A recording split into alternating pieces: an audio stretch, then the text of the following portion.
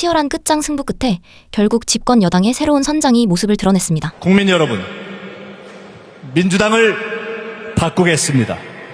언어도 정책도 태도도 문화도 진화할 것입니다. 언론에서 이제 총리님이 그때 그 발언하고 나서 굉장히 여기에 많이 개입을 시켜가지고 계속 확장시켜 나가더라고요. 네. 이제 그러면서 또 저는 있는 거니까 제가 현상이니까 제가 질문 드립니다. 그 유시민 작가가 또 총리님에 대한 발언이 있었는데 그 발언을 갖고 유시민 작가가 김민석 총리를 저격했다라는 프레임으로 또 갈등을 계속해서 증폭해 나가는 모양새입니다. 그거는 어떻게 보고 계십니까?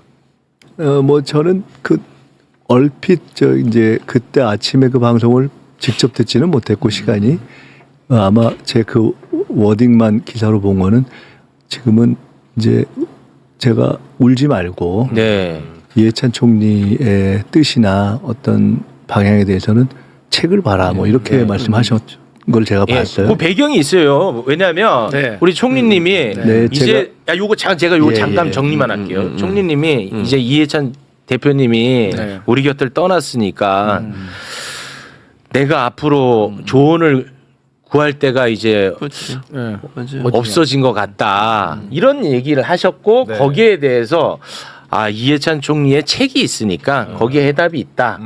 그 책을 너무 슬퍼하고 울지 말고 책을 봐라. 이게 이제 유시민 작가의 발언이었습니다. 약간의 설명이 필요한데 이해찬 총리 전 총리는 사실은 제게는 학교로는 서울대 사회학과 10년 선배고 당으로는 그 95년도 조순 서울시장 선거 이해찬 선거 그 전 총리가 선거의 신이라고 하는 분인데 지금까지 치렀던 선거 중에 제일 잘 치른 선거가 뭐세요 물어보면 그 선거를 얘기하거든요.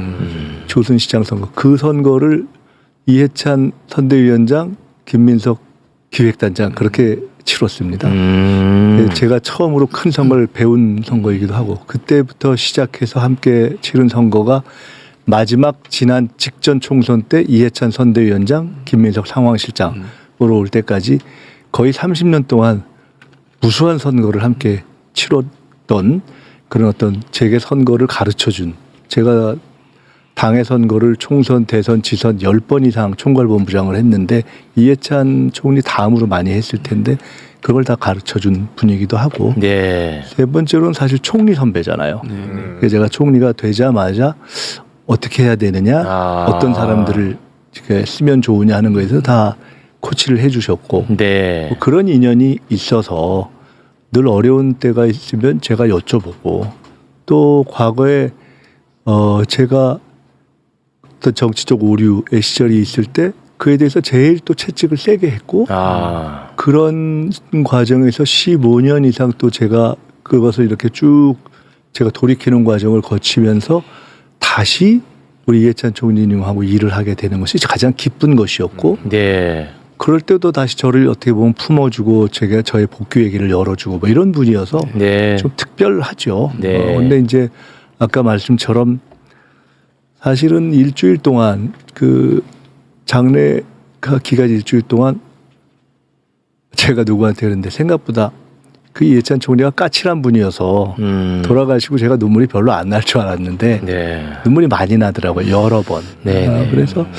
조사는 가급적 좀 드라이하게 써야 되겠다고 해서 최대한 드라이하게 썼는데 제가 근데 이제 못 참고 이렇게 하다가 조금 울컥하기도 했는데 그때 이제 제가 어려울 때 여쭤보고 지혜를 구하고 늘 그랬는데 이제 안 계시면 누구한테 물어보고 누구한테 기대고 이러냐 이제 이 얘기를 한 걸 갖고 아마 말씀을 하셔서 저는 사실은 그 울지 말고 책을 봐라 하는 것에 맥락과 뭐 담겨 있는 어떤 마음 이건 알 수 없죠. 본인께 여쭤봐야 돼. 제가 그 여쭤볼 시간을 아직 갖지는 못했습니다. 그 상 이후에 뵙지 못해서. 근데 뭐 울지 마는 거는 저도 안 울려고 했는데 왜 뭐 어떻게 하겠습니까? 그냥 눈물이 나는 거야 감성의 문제고 책은 뭐 또 과거에도 보고 앞으로도 보고 네. 그러니까 그 뜻은 뭐 취지는 어땠든지 간에 네. 그 저로서는 뭐 하여간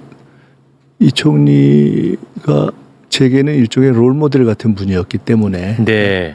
우리 당에서 크게 본다면 아마 이해찬 같은 그런 역할을 하는 사람을 이을 수가 있는 사람이 있다면 누굴까라고 할 때 저는 사실 개인적으로는 내가 그런 역할을 했으면 좋겠다는 생각도 많이 했고 네. 네. 대통령님께도 그런 말씀드리고 가끔 그런 얘기 했는데 사실은 이해찬 대통령이 이해찬 총리가 노무현 대통령 모시듯이 이제 그런 마음으로 지금 우리 대통령 모셨으면 좋겠다는 생각도 좀 하고 그랬었기 때문에 네, 뭐 네. 그런 것들이 많이 좀 이렇게 감정적으로 실려 있었죠. 네. 그래서 유시민 선배께서 말씀하신 것은 제가 나중에 또 한번 직접 여쭤보고요. 네, 네. 뭐 일단 그 뭐 운 거는 뭐 그렇고 네. 그렇습니다. 알겠습니다. 아니 이거 잠깐만요. 아니 그러면 내가 지금 유시민 작가랑 총리님이랑 그러면 내가 싸움 붙이냐 여기서? 너무 말도 안 되는 얘기를 댓글. 두 분이 잘 지내시는 게 좋잖아요. 아니. 그럼 내가 싸움 붙여 여기서 지금? 댓글하고 싸우는 겁니다. 네, 그래. 그게 저 말씀 주시니까 네. 제가 조금 말씀드리면 원래 제가 과거에 서로 그 우리 유 선배님하고는 정치적으로 다른 어떤 주장을 했던 경우들이 종종 있죠. 네. 저는 주로 민주당에서 쭉 민주당 중심의 사고를 좀 해온 사람이고 네. 우리 유 선배님은 민주당 중심이라기보다는 조금 다른 각도에서의 시도를 많이 하셨지 않습니까? 그런 경우에 조금 차이도 있고 또 과거에 2002년 당시에 문제에 대해서 저에 대해서 아주 불만스럽게 생각하신 기간이 상당히 길었고 아유 그 얘기를 또 하시네. 네. 그럼- 내가 그 얘기는 일부러 뺐거든 아니, 지금. 당연히 근데 총리님 그 얘기 일부러 뺐는데 왜 네네. 또? 아니 그런데 또 저도 참 의외로 지난 계엄 당시에 계엄 이후에 또 굉장히 또 저에 대해서 엄청 좋게 칭찬 말씀을 많이 했어요. 해주셔서 예, 극찬. 저도 참 좀 죄송하더라고요. 네, 그런 시간이 극찬했어요. 있었고 그 이후에 사실은 저도 서로 보니까 네. 서로가 서로에 대해서 네. 저도 사실 그런 거지. 근데 말은 안 했지만 서로가 어떤 역할을 했으면 좋겠다고 이렇게 바랬던 그런 것도 있고. 네네네. 그래서 그런 애정이 있죠. 근데 그 이후에 봉화 갔을 때 그때도 직접 뵀을 때 아주 반갑게 내가 좋아하는 사람 왔네 이러셔서 제로서 네. 좀 죄송하고 아유 좋다. 그런 것이 있었을 정도였어요. 네.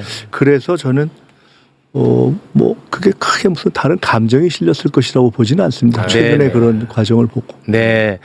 그것도 기억하고 계시네요. 그 계엄 이후에 우리 총리님이 그 진짜 명문 그거 발표하셨잖아요. 입장문. 네네 그거를 유시민 작가가 수차례 감탄을 했다고. 이게 저도 그걸 전에도 왜 제가 기억을 하냐면 우리 이런 얘기 해야죠. 네, 왜 기억을 하냐면 무슨 뭐 대통령 연설비서관이 썼을 정도다 그러죠. 네. 저는 사실 중요한 글은 제가 쓰거든요. 네. 그래서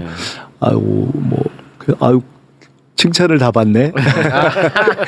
이랬던 때도 네. 있고 그 후에 또 직접 보셔서도 또 그러시고 그래서 저는 뭐 네. 좋아하는 선배고 네. 그 외에 이런저런 것들에 대해서 조금 생각이 다를 때가 있지만 있을 수 있죠. 뭐 좀 다른 문제다 이렇게 보고 있습니다. 네, 알겠습니다. 품이 크시네. 이 뭐 쿨하게 잘 됐지? 품이 그렇지. 총리답네. 네. 그래, 깔깔이 좀 들어와 이럴 때. 뭐 하고 있어? 이런 얘기 안 하고 지금 말이야. 아무 말을 못 하네 그냥. 아니 그 총리님이랑 네. 유시민 작가랑 네. 갈등하면 누가 좋아할 것 같아요? 국민의힘이. 그렇지. 그러니까 그것만 생각해. 총리님은 누굴 본인 미워? 일자리 그만 생각하시고. 뭔 소리야? 총리님은 그런 거 가지고 무슨 그런 품이 생각하지 크지 않아요. 않아. 근데 자꾸 이제 뭐 다른 분들, 다른 정치인들이나 언론에서 그걸 부추기려고 하는 거예요. 엄청 부추겨, 엄청. 거기에 넘어가면 안 돼요. 내가 그래서 절대로. 일부러 내 시대 말이 나왔으니 내가 일부러 후당협 얘기를 쑥 뺀 거야 내가. 내가 쑥 뺐다고. 잘했어. 아유 조마조마했네. 그러니까. 그 말씀하시가 또 생각이 나는 게 이제 왜요? 아니 그 좋은 기억 2002년의 일을 제가 여러 번 사과했을 뿐만 아니라 저처럼 오래 생각하는 사람이 누가 있겠어요. 맞습니다. 17년, 17년, 18년을 거치면서 저만큼 많이 복귀를 한 사람이 없을 맞습니다. 텐데 네. 그것에 대해서 가장 당사자는 노 대통령님이잖아요. 근데 노 대통령님의 회고록에 그때에 대해서 정리를 해주셨거든요. 거기 가면 그렇게 써놓으셨습니다. 그때 일이 김민석이 합리적인 판단이고 충정이었는데 아주 어렵게 됐다 이렇게 하셨어요. 근데 공교롭게도 그 노 대통령 회고록 마지막에 정리를 유시민 선배께서 하셨습니다. 그 문구를요? 아니 그 문구가 그 대통령의 말씀이니까 대통령의 말씀이고 그 회고록. 그러니까 그 엮은 게 회고록의 마지막 아마 정리를 우리 유시민 선배께서 하셨을 것입니다. 그래서 그것도 저는 그때 그 이후에 노 대통령께서 어쨌든 제일 당사자가 직접 말씀을 주신 거고 맞습니다. 그 이후에 제가 본가에 가서 뵙기도 했고 그래서 그때도 저한테 최고위에 대해서 뵀을 때 대의원들의 판단으로 정리가 됐다고 말씀을 해주셨는데 더 나아가서 그때 회고록에 그렇게 나온 걸 보고 저는 뭐라고 말할 수 없는 감사함이 있죠. 아무리 실제 제가 그렇게 생각했다 하더라도 당사자가 그렇게 평가하고 말씀을 남겨주신 것에 대해서. 근데 그것에 그때 아마 그 노 대통령의 회고록인데 그 자서전격 회고록인데 그 글을 이렇게 정리를 한 것은 그러니까 그때 아마 유시민 선배께서 하신 것으로 알고 있습니다. 아유, 네, 훈훈하죠. 네, 코미카. 너무 좋습니다. 네. 뭐 말 나온 김에 뭐 다 하고 넘어가겠습니다. 또 있습니까? 네. 시간이 없는데 이 검찰 개혁 문제만 좀 짧게 좀 하도록 하겠습니다. 정부 입법 예고안이 이제 국회로 넘어왔는데 민주당이 그것과 관련해서 의총을 통해서 이제 수정안을 결정을 했습니다. 이따가 저희가 자세하게 내용에 대해서는 자세하게 좀 다루긴 할 텐데요.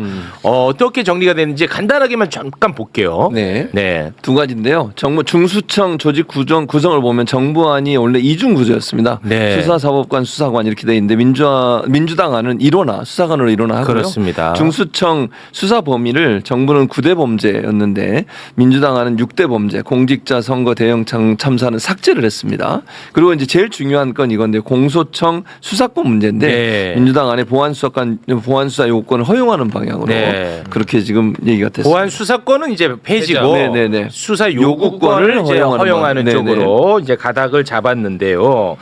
검찰 개혁 정부 입법안 같은 경우에는 이제 총리실 산하 검찰 개혁 추진단에서 만들고 있습니다. 그런데 정부의 이제 입법 예고안을 봤더니 검찰 개혁을 원했던 사람들의 입장에서는 굉장히 좀 실망스러웠다라는 평가들이 많았다는 거는 뭐 알고 계시지 않겠습니까? 알고 있고요. 그렇기 때문에 입법 예고안 이후에 여러 가지 이 문제 제기가 있어서 그날 저녁에도 대통령님하고 이 문제에 대해서 여러 가지 이견들이 있으니 이 문제에 대해서는 당의 의견을 또 반영하는 절차를 갖는 것이 좋겠다는 말씀을 나눴고 그래서 그 다음날 그 출국하실 때 공항에서 그 정청래 대표하고 만나셨을 때 대통령께서 그 당의 의견을 반영해서 더 이렇게 수정하는 과정을 휴기에서 가지는 게 좋겠다 하는 것도 그런 과정을 거친 겁니다. 혹시 그 정부의 입법안이 만들어지는 과정에서 총리님이 어느 정도는 좀 영향력을 행사를 하십니까? 아니면 좀 확인을 한다거나 검토를 한다거나? 두 가지 제가 저걸 보면서 두 가지를 말씀드리겠습니다. 하나는 오늘 아침에도 제가 사실은 당에 이제 계신 분하고 말씀을 나눴는데 입법 예고안에 대한 아까 저기 올려드리겠습니다. 저 중에 사실은 보안 수사권, 보안 수사 요구권에 관련한 것은 이번 입법 예고안과는 상관이 없는 겁니다. 그냥 상관없는 그래서 엄격하게 나눈다면 저것은 정부 입법 예고안에 대한 수정 의견. 지난번에 그러니까 입법 예고안이 나온 뒤에 여러 문제 제기가 있고 그 문제 제기가 있으니 그 입법 예고안을 바탕으로 수기를 해서 수정하는 것이 좋겠다라고 대통령께서 말씀하신 그 내용에 따라서 모아진 수정 의견이 위에 있는 거죠. 4가지. 그렇다고 봅니다. 그래서 그것을 반영해서 아마 재입법 예고를 하게 될 것입니다. 그리고 그런 내용들에 대해서 정부 쪽에서는 반드시 이래야 된다 저래야 된다가 아니기 때문에 그걸 반영하겠다는 입장을 가지고 있었고요.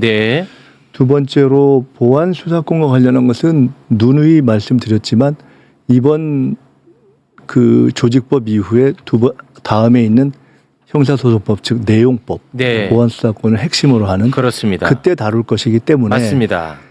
그것은 이제 이번 건을 정리하고 그 지금부터 수기를 해서 혹시 예외가 필요한지 아닌지를 검토해서 수기하는 과정을 거쳤으면 좋겠다가 대통령께서 기자회견에서 말씀하신 것이고 네. 그래서 엄격하게 따진다면은 요번에 저 보안수사권이 입법예고안에 대한 의견으로 들어갈 필요는 없는 것이죠, 사실은. 네. 왜냐하면 그거에 입법예고안에 대한 의견이 해당되는 것은 아니지만. 그건 맞습니다. 네. 다만 그래서 저는 입법예고안에 대한 수정 의견은 저렇게 돼 있고 네. 보안수사권에 대해서는 현 시점에서 당의 의견이 그렇다 하는 것이 이렇게 모아진 것이다 이렇게 이해하고 있습니다. 네. 첫째 그렇고 두 번째로 입법예고안에 대해서는 잘 아시겠지만 정부에서 이런저런 과정을 해본 분들은 잘 이해하실 텐데 정부의 입법예고안이 만들어지고 또 그것이 제출되는 과정에는 정부의 입법안이 만들어지는 과정에는 범정부적인 과정을 거쳐서 다 걸러지고요. 입법예고안이 제출되는 과정에는 당 측의 기본적인 의사를 확인하고 제출됩니다. 네, 그러니까 제출된 입법예고안은 네. 정부에 관련된 분들이 다양한 논의를 거쳐서 네. 경우에 따라서 개인적인 만족 불만족도 있지만 네. 그것을 다 거쳐서 제출되었다고 보시는 것이 좋고 두 번째로 그 제출된 과정은 최종적으로 입법예고를 제출하기 전에 당 측과도 소통을 한다. 이렇게 이해해 주시면 될 것 같습니다. 제가 뭐 더 자세히는 말씀 안 드리겠습니다. 네. 그럼 이번에 그 민주당에서 이제 전달할 예정인 저 안 저대로 갈 가능성이 높다고 보면 될까요? 저 재입법 예고를 하는 데 있어서는 네. 그 지금 보안수사권 부분은 별도로 하고 네네네. 위에 있는 부분들은 최대한 당에서 논의된 부분을 반영하는 것이 맞지 않을까 그렇게 저는 갈 개인적으로 가능성이 그렇게 높다. 봅니다. 네네. 보안수사권과 관련해서 말씀드리면 참고로 저는 꽤 오래전부터 일관되게 보안수사권을 원칙적으로 폐지하는 것이 좋겠다라는 입장을 뭐 공개적으로 이야기해 왔고 네. 근데 보안수사권이 있어야 된다고 주장하는 분들이 상당히 있으니 네.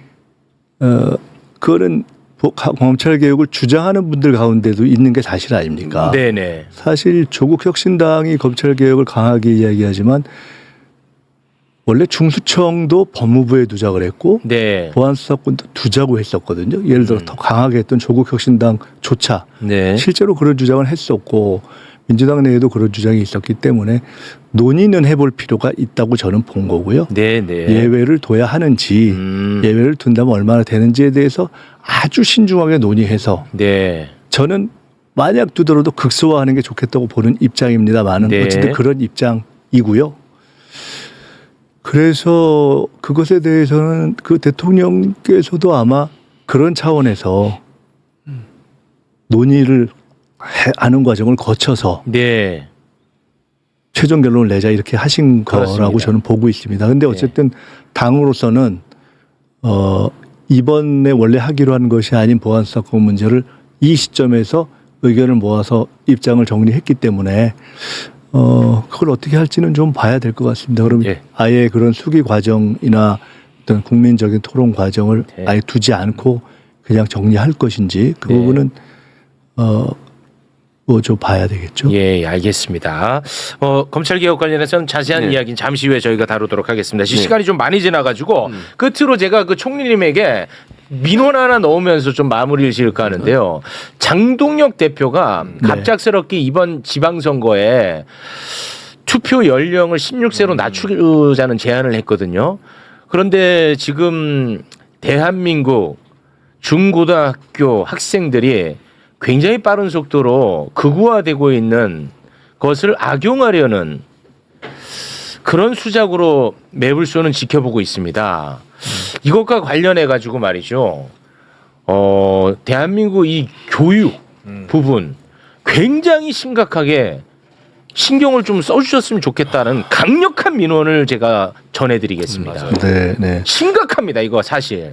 사실 큰 틀에서 보면은 16세건 15세건 12세건 우리 국민 모두가 남녀노소 기본적으로 헌법 교육을 기본으로 하는 어떤 그런 교육, 민주심. 흔히 정치 교육이라고 하는 시민 교육의 기본이 된 전제 하에서라면 사실 연령의 문제는 기술적인 문제 아니겠습니까? 네. 그런 것이 기본되면서 우리가 연령을 이렇게 여러 가지 상황과 요구에 맞게 하향해 가는 것 전 좋다고 봅니다. 근데 그런 것을 전제하지 않고 막 그 가짜 뉴스 같은 것들이 막 돌아다니는 상황에서 네. 혹 그런 것을 좀 악용해 볼까 하는 그런 기대를 갖고 뭐 꼭 장 대표가 그랬다기보다도 네. 혹시 그런 것이 아닐 거라고 저는 생각하고 싶고요. 아니 근데 지금 이 교육 현장이 진짜 심각하거든요. 총리님, 그거를 한번 진짜 제가 간절히 좀 부탁을 드릴 테니까요. 한번 실태를 좀 파악을 해보시고 예. 거기에 대한 대책 마련에 군기반장으로서 요거 한번 좀 신경 그거, 써주시기를 왜냐면 우리 사회 미래오고 희망에 대한 부분이거든요. 챙겨보겠습니다. 예. 챙겨보고 이게 결국은 이제 어떤 문제를 네거티브하게 풀 수 없고 파지티브하게 그러니까 긍정의 힘으로 풀어야 되는데 네. 그러면은 어떻게 할 것인가가 결국 민주시민 교육의 강화일 텐데 그거 고민을 저희가 했었습니다. 민주시민 교육을 강화한다는 옳은 주장과 방향도 마치 정치적으로 미칠 수가 있어서 가장 객관적이고 보편적인 것은 헌법교육의 강화라고 저희는 보는 겁니다. 그럼 헌법교육을 강화하면 헌법적으로 잘못된 일이 이런 것은 근본적으로 잘못됐구나. 윤석열이 이렇게 헌법을 파괴한 건 잘못됐구나. 이런 건 기본 상식의 문제로 정리되는 거 아니겠습니까? 그렇습니다. 그래서 헌법교육의 강화를 그러니까 민주시민교육의 핵심으로서 저희가 지금 이 정부의 지금 과제 중에 하나로 포함시켜서 하고 있고요. 그것을 포함한 지금 걱정하신 문제들을 집중적으로 챙겨보겠습니다. 네. 두 가지면 그러니까 그와 더불어서 네. 두 가지 기관에 대해서 이제 관심을 가지셔야 되는 첫째는 방송미디어통신심의위원회가 인터넷 심의 관련해서 가짜 뉴스나 이런 걸 심의할 수 있도록 하는 부분을 좀 강화시킬 필요가 있다는 생각이 들고요. 두 번째는 시청자 미디어 재단인데요. 여기는 지금 윤석열이 임명한 최초로라는 사람이 위원장을 하고 있거든요. 이사장을 참. 근데 여기가 사실은 그 미디어 리터러시 교육을 하는 기관입니다. 정부 예산으로. 네. 그 부분을 아이들이 청소년들이 미디어를 어떻게 활용할 것인지 가짜 뉴스를 걸러내는 방법 이런 부분들을 교육을 좀 더 체계화할 수 있는 그런 역할을 좀 해야 되는데 지금 최초로 이사장이 잘 못하고 있어서 그 부분도 좀 보시는 게 그 필요할 것 자리에 같습니다. 가고 싶다는 얘기가 아닙니다. 네, 알겠습니다. 내가 잘할 수 있어. 자, 총리님 해석을 또 바쁘신데 그렇게 해주셔서 감사합니다. 시간 내주셔서 대단히 감사하고요. 저희와 소통해 주셔서 더더욱 감사합니다. 네, 감사합니다. 김민석 총리와는 여기서 인사 나누겠습니다. 대단히 고맙습니다. 감사합니다. 국민에게 더욱 낮은 자세로 다가가겠다는 의지를 90도 인사는 물론 당원 중심의 출범으로 확실하게 보여주고 말았습니다. 거창한 수식어 대신 강력한 입법과 정책 추진력으로 진짜 유능함이 무엇인지 입증해낼 김민석 대표의 소통 행보를 똑똑히 눈여겨봐야 하겠습니다. 이 영상에 공감하셨다면 구독과 좋아요 정중히 부탁드립니다.